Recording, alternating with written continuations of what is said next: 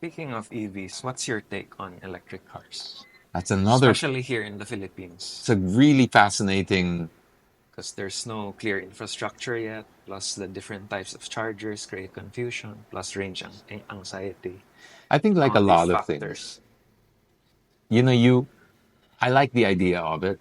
I do like the idea of EVs, but I always question the agendas behind when they get so hardcore about pushing one particular solution only.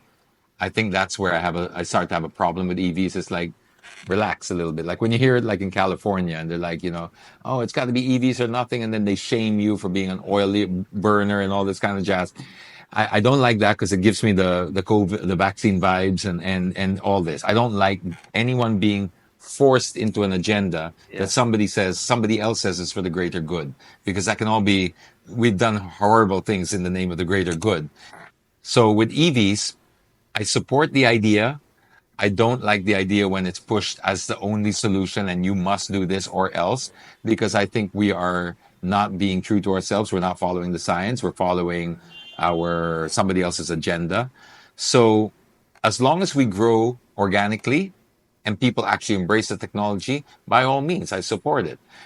And that has to happen in the free market with a little bit of incentive, because I know it needs a kickstart, but don't artificially incentivize it in the way that they're doing it, like in the US now. They're backpedaling because now people are like realizing they don't have the infrastructure. People are lining up for 2 hours to charge their Teslas, and they're saying, this is not what I signed up for. I would have been out and gone already. Then they have power rationing and stuff. That becomes a big issue. Right here in the Philippines, we just had power rationing during the heat wave while we were in China. We are reading all about these power plants that were failing because of the heat. Now, we don't even have, I think, a 1% penetration rate for EVs. What if that penetration rate was 15%? What kind of pressure are we putting on the grid then? Have we really thought this through? So I don't disagree with it. I like the concept of it, but are we really having an open discussion about this? And are we really growing organically is my concern. That's it. If we can grow at the rate and pace that the country can provide for, because there's also no point if we make the grids, if we put so much demand in the grid and then we're burning so much more coal, what's the difference if it comes out of a car tailpipe or a factory tailpipe? It's the same thing. It's still the same atmosphere it goes so into. how do you foresee EVs here in the Philippines? Um, Will it be another 5 years, 10 years?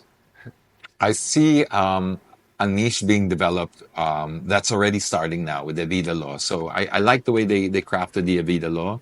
It seems I don't have any issue with it so far. You have the coding and no coding. You have certain incentives, and so it's I think it's enough right now. I wouldn't overly incentivize it because it's take baby steps. I think you can get an affordable EV now in the country with a wall charger. It'll probably grow into the urban areas within this niche group, and then we see how it goes from there. If it starts working out, then we scale it up.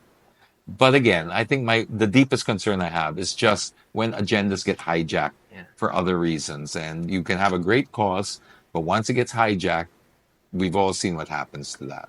Me personally, I think it's still bleak for EVs to Yeah. shine right now. Well, that's another thing with the EVs is if the Chinese are so aggressive with that if we come in too aggressive, we could get all, if we come in the wrong way, you don't get a second chance to make a first impression, right?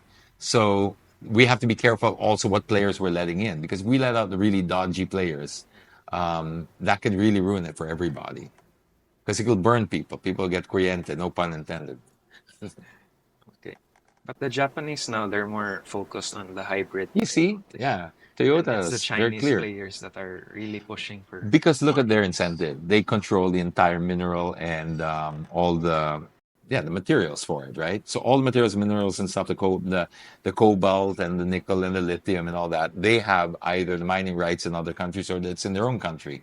So it's in their best interest to push that. And that's why Tesla can't compete there, because they are having to buy the raw materials from China and they can't compete on the business model price. So this is where, of course, they've got a reason to say, yay, yay, yay. Toyota naman, for me, is the leader in electrification, at least through the years that they've been in it. It's okay, it's hybrid, but it's still a form of electrification.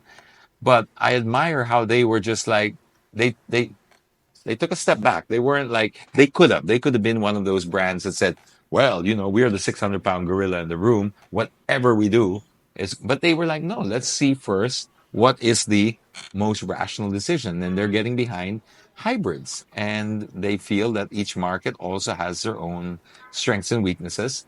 And now hydrogen is starting to see some mainstream adoptions. They're even talking about airplanes now. Rolls Royce is looking at how to incorporate into their airplanes.